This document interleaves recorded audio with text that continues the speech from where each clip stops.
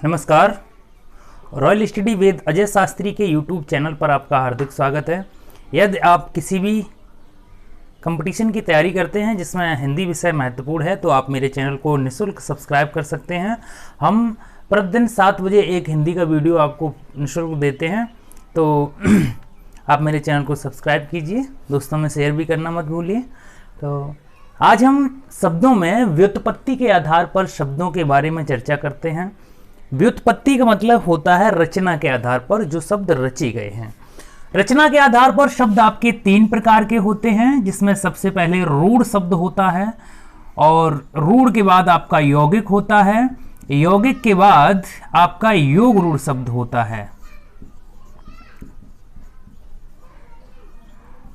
तो जो रूढ़ शब्द हैं, रूढ़ शब्द का शाब्दिक अर्थ होता है परंपरावादी। जो शब्द सदियों से चले आए हैं वो परंपरावादी शब्द हैं, अर्थात रूढ़ हैं, जिनके कोई टुकड़े नहीं किए जा सकते, अर्थात जिनकी ना ही संधि विच्छेद की जा सकती है, ना ही जिनमें प्रत्यय किया जा सकता है और ना ही जिनमें उपसर्ग लगाया जा सकता है। ऐसे शब्द आपके रूढ़ कहे जाते हैं। और हाँ, वे शब्द भी जिनमें कोई समास भी नहीं बनता है, ऐसे शब्द रूढ़ कहे जाते हैं। हम देखते हैं कि जब हम कोचिंग पढ़ाते हैं तो बच्चे हिंदी में अक्सर गलतियां क्या करते हैं कि उन्होंने, जैसे हमने 2-4 एग्जाम्पल लिखा दिए, हमने कहा कि रूढ़ शब्दों में आपकी गाय आएगी, रोटी आएगी, ठीक है। इस तरीके के हमने 2-4 शब्द एग्जाम्पल में लिखा दिए, जैसे हमने घर लिखा दिया, दूध लिखा दिया।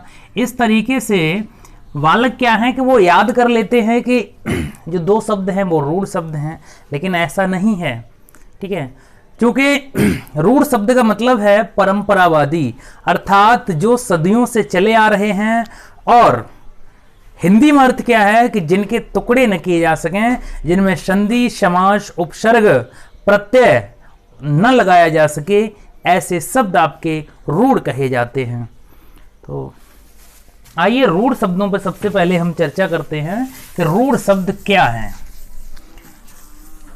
रूढ़ शब्द से आशय है जिनके टुकड़े न हो सकें। अब जैसे हमने लिखा यहां पर रोटी, ठीक है, रोटी, रोटी शब्द क्या है? रूढ़ है, इसके खंड नहीं किए जा सकते हैं। अगर आप जबरदस्ती खंड कर भी दें, अगर आपने कर भी दिए तो जो खंड किए हैं उनके दोनों के शाब्दिक अर्थ निकलने चाहिए। जो धन का पहला हिस्सा है और द्वितीय हिस्सा है, दोनों के अगर खंड के अर्थ निकलते हैं तभी आपका मतलब रूढ़ माना जाएगा। अगर खंड के अर्थ नहीं निकलते हैं तो आपका रूढ़ माना जाएगा, ठीक है। अब जैसे दूध शब्द है, दूध के खंड कीजिए, नहीं निकलेंगे, मतलब कोई अर्थ नहीं निकलेगा, पहली बात संधि होगी नहीं। अब किताब है, किताब शब्द क्या है? रूढ़ है, ठीक है। किताब के साथ कलम है, कलम क्या है? रूढ़ है, परंपरावादी चीजें हैं, ठीक है। उसके बाद क्या है? आकाश है, आकाश का संधि विच्छेद नहीं होगा, ना ही इसमें प्रत्यय लगेगा, सीधा आकाश अर्थ निकलता है। गाय है, बकरी है, बैल है, ये सब क्या हैं? ये सब रूढ़ शब्द हैं, अर्थात जिनके टुकड़े नहीं किए जा सकते, जिनमें संधि, समास, उपसर्ग, प्रत्यय नहीं जोड़ा जा सकता, वो आपके रूढ़ शब्द हैं। देखिए, अब हम बात करते हैं कि रोटी। अब रो और टी, ठीक है, चलो रो का तो अर्थ निकाल लिया, रोना होता है, एक रोदक धातु है, लेकिन टी का अर्थ आप अंग्रेजी में चाय नहीं निकालेंगे तो गलत हो जाएगा, ठीक है। दूध है, ठीक है, दूध शब्द का मतलब क्या है? दू और धा, ठीक है। अब दू तो चलो एक दुग्ध धातु है, लेकिन धा का कोई अर्थ नहीं निकलता है, दोनों का शाब्दिक अर्थ निकलता है तभी अर्थ निकलता है। अब जैसे किताब है, ठीक है, किताब का तो संधि विच्छेद होगा ही नहीं, हालांकि संधि विच्छेद हो इनका भी नहीं रहा है, लेकिन हम आपको समझाने के लिए बता रहे हैं। कलम क्या है? कलम का कोई अर्थ नहीं निकलेगा खंड करने के बाद, वैसे तो कलम का एक निश्चित अर्थ निकल रहा है। उसके बाद आकाश है, आकाश का कोई शाब्दिक अर्थ नहीं निकलेगा खंड करने के बाद, वैसे अर्थ निकल रहा है। गाय का भी एक ही अर्थ है, बैल का भी एक ही, अर्थात जिनके एक ही अर्थ हैं, एक ही शब्द के लिए प्रयोग किए जाते हैं, और वे शब्द रूढ़ हैं, ठीक है। उम्मीद है आपको रूढ़ शब्द की प्रकृति ठीक से समझ में आ गई होगी। अब रूढ़ शब्द के बाद हम चर्चा करते हैं यौगिक शब्द पर, ठीक है। यौगिक, अब यौगिक क्या है? यौगिक का मतलब होता है 2 या दो से अधिक, आपने साइंस में परिभाषा पढ़ी होगी, दो या दो से अधिक पदार्थों के योग से जो नया पदार्थ बनता है वो यौगिक कहलाता है। उसी प्रकार हम हिंदी भाषा में क्या पढ़ रहे हैं, शब्द पढ़ रहे हैं, तो दो या दो से अधिक शब्दों के योग से जो नया शब्द बनता है वो आपका यौगिक कहलाता है। अब यहां पे क्या है कि संधि, समास, प्रत्यय, उपसर्ग, ठीक है, संधि, समास, प्रत्यय, उपसर्ग, ये सब चीज देखने को मिलेगी आपको यौगिक में। दो शब्द मिलकर नए शब्द का निर्माण करेंगे और उस शब्द का अर्थ वहीं पे दिखेगा जहां पे हम बोल रहे हैं, जहां हम बात कर रहे हैं। जैसे हमने लिखा साप्ताहिक, साप्ताहिक का मतलब क्या है, सप्ताह में एक प्रत्यय जोड़ने से क्या बना है, साप्ताहिक। सप्ताह धन एक अर्थात साप्ताहिक। साप्ताहिक का मतलब क्या हुआ, सप्ताह भर की व्यवस्था। तो साप्ताहिक से यहीं पे अर्थ समझ में आ रहा है कि ये साप्ताहिक है। अब सप्ताह धन एक प्रत्यय जुड़ा है। अब हमने बोला कि जैसे सामाजिक, ठीक है, सामाजिक में क्या है, सामाजिक अर्थात समाज धन एक, समाज में एक प्रत्यय जुड़ा है तो सामाजिक हो गया, ठीक है। अगर ये साप्ताहिक और सामाजिक में संस्कृत में प्रत्यय पूछे जाएंगे तो जिनके लास्ट में एक शेष बचता है उनमें ठक प्रत्यय होता है, ठीक है। अब हम बात करते हैं जैसे परोपकार, ठीक है। अब परोपकार, परोपकार का मतलब क्या है कि पर धन उपकार, पर धन उपकार, ठीक है। तो पर क्या है, उपसर्ग है, उपकार में पर उपसर्ग जुड़ा है।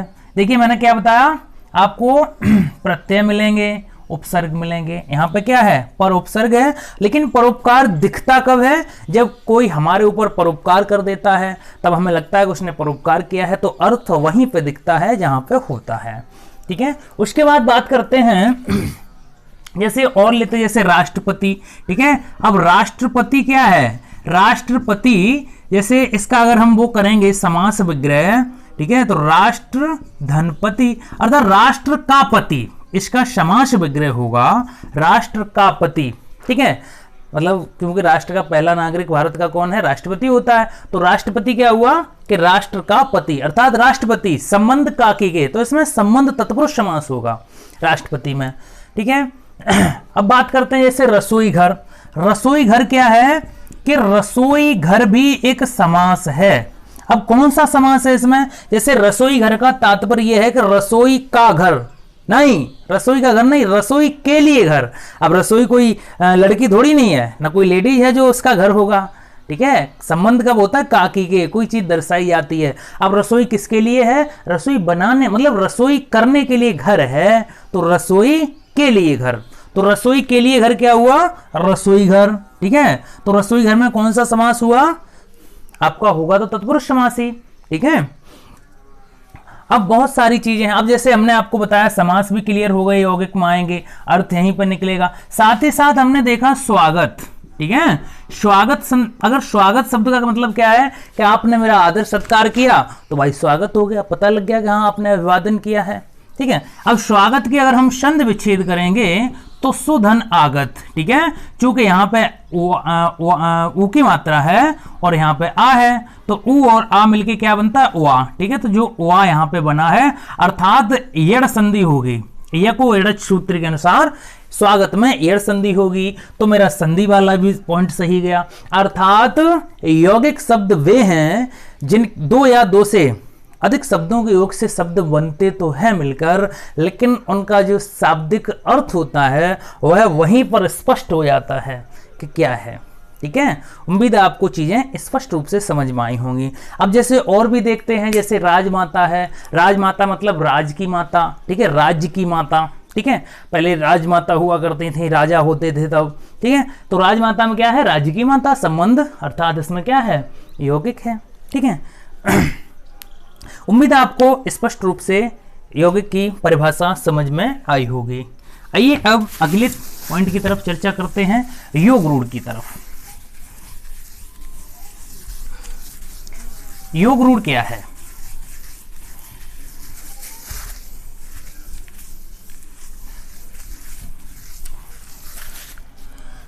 योग रूढ़ अब देखो जैसे अर्थ निकल रहा है, योग मतलब जोड़ना और रूढ़ मतलब परंपरा, कुछ चीजों को जोड़ के नया शब्द, ठीक है। दो या दो से अधिक शब्दों के योग से जो नया शब्द बनेगा, लेकिन उसकी एक विशेषता होगी, उस शब्द का अर्थ वहीं पर स्पष्ट नहीं होगा, अर्थात उसका अर्थ दूसरी जगह स्पष्ट होगा। जैसे आप बैठे तो यहाँ हैं और सोच दूसरी की जगह रहे हैं, जैसे दिल दिल्ली में और मन मुंबई में, ठीक है। कहने का मतलब ये है कि यहाँ पर दो पद मिलेंगे, ठीक है। ये प्रथम पद होगा और ये आपका दूसरा पद होगा, द्वितीय पद होगा, और दोनों के योग से एक नया अर्थ ग्रहण होगा। जो आपने बहुब्री समास पढ़ा है, तो बहुब्री समास की विशेषता होती है कि बहुब्री का तात्पर्य होता है बहु मतलब बहुत, और ब्रीह एक ऐसा शब्द है जो कि दुनिया में केवल एक ही हुआ होता है, वो आपका बहुब्री कहलाता है। जो चीज़ें दुनिया में केवल एक ही हुई है, जैसे दशानन है, दशाम आननम यस्य सा, अर्थात जिसके 10 सर हों, तो 10 सर दुनिया में केवल एक ही व्यक्ति के हुए हैं, वो थे रावण, ठीक है। रावण था, उसके 10 सर थे, तो बहुब्री समास में आएगा। पीताम्बर है, पीतम अम्रम, ठीक है, पीताम अम्रम यस्य सा, पीतम च तत् अम्रम, अर्थात पीताम्बर, पीताम्बर में भी बहुब्री समास होता है, ठीक है। अब हम चर्चा करते हैं, जैसे हमने लिखा यहाँ पर बहुब्री समास के सभी उदाहरण इसमें आएंगे। जैसे हमने लिखा यहाँ पर बीड़ा पाड़ी, ठीक है, बीड़ा पाड़ी। अब यहाँ पे प्रथम पद क्या हुआ, बीड़ा, तो हमने यहाँ पे साफ लिख दिया बीड़ा, ठीक है। और यहाँ पे द्वितीय अर्थ में क्या है, पाड़ी, ठीक है। तो बीड़ा का मतलब क्या होता है, बीड़ा बजाने वाला होता है। पाड़ी का मतलब होता है हाथ, ठीक है, पाड़ी का मतलब हाथ होता है। जैसे विवाह को पाणी ग्रहण संस्कार कहा जाता है, तो पाणी ग्रहण संस्कार में क्या होता है कि लड़की के हाथ को लड़के के हाथों में दिया जाता है, वही पाणी ग्रहण संस्कार कहलाता है।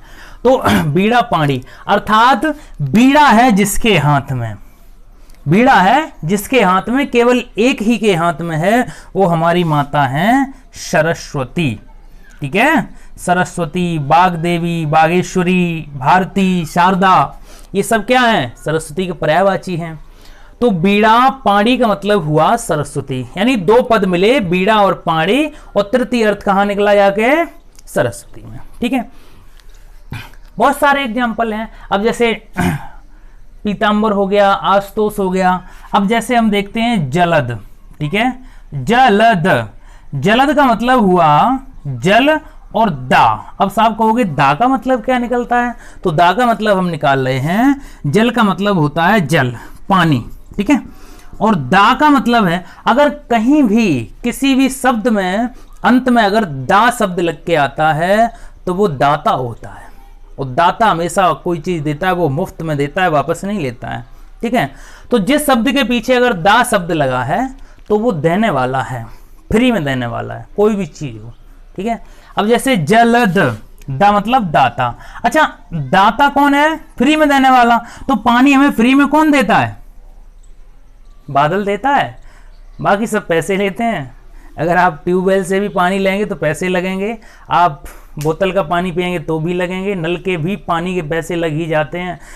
15-20 हज़ार में बोरिंग होती है समर की, उसके बाद पानी मिलता है, तो हिसाब लगा सकते हैं। हर चीज़ मतलब हर पानी को पीने के लिए आपको पेमेंट करना पड़ता है। केवल जो आकाशीय पानी है, जो मतलब बादल का पानी है, वही आपको मुफ्त मिलता है। तो जलद का मतलब क्या हुआ, पानी को देने वाला अर्थात बादल। तो जलद काय का पर्यायवाची है साहब, बादल का, ठीक है। उम्मीद है चीजें आपको स्पष्ट रूप से समझ में आ रही होंगी। आगे और भी चर्चा करते हैं कुछ एग्जाम्पल की ओर। जैसे हमने लिया चक्र पाणी, ठीक है, चक्र और पाणी। फिर हमने लिया यहां पर एक और एग्जाम्पल लेते हैं, मक्खी चूस, ठीक है। तो चक्र पाणी से आशय क्या है, चक्र और पाणी। चक्र मतलब सुदर्शन चक्र और पाणी का मतलब होता है हाथ में, ठीक है। कोई सा चक्र हो सकता है। तो चक्रधारी किसे कहा गया है, चक्र किसके हाथ में था, विष्णु जी के भी था और कृष्ण के भी था, ठीक है। तो श्री कृष्ण जी थे विष्णु के अवतारी थे, अर्थात यहाँ पर चक्रपाणी हो जाएगा बहुब्री समास। और बहुब्री समास के सभी उदाहरण आपके योग रूढ़ में आएंगे। अब बात करते हैं मक्खी चूस की। मक्खी चूस से आशय है कि मक्खी को चूसने वाला, मतलब अगर दूध में मक्खी गिर जाए तो उसे भी निकाल के फेंक देने वाला, ऐसा व्यक्ति मक्खी चूस अर्थात कंजूस कहा जाता है। तो कंजूस का अर्थ क्या हुआ, योग रूढ़ में आपका आया। अब कुछ प्रश्नों पर हम चर्चा करते हैं जो आपको परेशान कर सकते हैं। जैसे हमने 2-4 एग्जाम्पल लिए, जैसे हमने लिखा कि जलज, जलज किस उदाहरण में जाएगा, ठीक है, रूढ़ में जाएगा, योग रूढ़ में जाएगा। नग किस में जाएगा, ठीक है, खग किस में जाएगा। तो देखने में क्या है कि वो समस्या मैंने आपको शुरू में बताई थी कि नग और खग को देखें, बोलेंगे तो रूढ़ में जाएगा, इसके खंड कहाँ हो रहे हैं, लेकिन मैं खंड करके दिखाता हूँ, ठीक है। जलद हो गया, अब जलद मैं बता चुका हूँ, यहाँ पे जलज लिखता हूँ। जलज का मतलब होता है जल और जा, ठीक है। जिस शब्द के पीछे अगर जा शब्द लगा होता है तो उसका मतलब ये होता है कि उसने आगे से जन्म लिया है, आगे वाले वर्ड से पीछे वाले ने जन्म लिया है, अर्थात जल में जन्म लेने वाला। जा मतलब जल अर्थात पानी, और जा मतलब जन्म लेना। तो जल में कौन जन्म लेता है? मछली, ठीक है, मछली भी लेती है, लेकिन जलज का पर्यायवाची कमल का। ध्यान रखना, जो पानी में जन्म लेता है वह सभी जलज का पर्यायवाची है, लेकिन यहाँ पे हम कमल का लिखेंगे क्योंकि कमल हमारा राष्ट्रीय पुष्प है। तो पानी में जन्म किसने लिया? कमल ने लिया, ठीक है। अब बात करते हैं नग, तो ये किस में जाएगा? ये आपका योग रूढ़ में चला जाएगा, योग रूढ़ अर्थात बहुब्री समास वाले में। अब नग को देख के कहेंगे अरे ये तो आपका उसी में आएगा, किसमें? रूढ़ में, लेकिन नहीं। न माने ना और गा, इनकी संधि विच्छेद हो रही है। मैंने क्या बताया था आपको? दोनों का शाब्दिक अर्थ निकलना चाहिए। देखो मैं शाब्दिक अर्थ निकाल के बताता हूं। जैसे ना मतलब होता है नहीं, और गा मतलब होता है गमन करना, ठीक है। तो जो गमन न कर सके, कौन नहीं चल सकता? गमन मतलब चलना, जो नहीं चल सकता वो होता है आपका पर्वत। तो नग काय का पर्यायवाची है? पर्वत का। शाब्दिक अर्थ दोनों के निकले, इधर भी, तो ये आपका योग रूढ़ समास हो, योग रूढ़ आपका शब्द हो गया, बहुब्री समास हो गया। अब बात करते हैं खग की, ठीक है। खग, अगर आपने हिंदी को थोड़ा बहुत पढ़ा है तो खा माने होता है आकाश, ठीक है, गगन होता है, और गा माने होता है गमन करना, ठीक है। जो आकाश में गमन करता है अर्थात चलता है वो पक्षी होता है, ठीक है। और जो आकाश में गमन कर सकता है वो हर एक पक्षी होता है, पक्षी की श्रेणी में आता है, ठीक है। जैसे कोई भी सही आकाश में गमन करेगा वो पक्षी कहलाएगा। तो आकाश में गमन करने वाला अर्थात पक्षी, तो खग पक्षी का पर्यायवाची होता है, और दोनों का शाब्दिक अर्थ भी यहाँ पे निकला है, तो दोनों का योग रूढ़ में आपका आ जाएगा। तो ये तीनों जो एग्जाम्पल हमने बताए थे उदाहरण, जलज, नग और खग, ये आपके योग रूढ़ में आएंगे। उम्मीद है आपको वीडियो पसंद आया होगा, क्योंकि वीडियो बड़ा हो जाता है इसलिए हम छोटा ही रखते हैं। 7 बजे आपको वीडियो मिलेगा। वीडियो देखने के लिए बहुत बहुत धन्यवाद। शुभ दिन।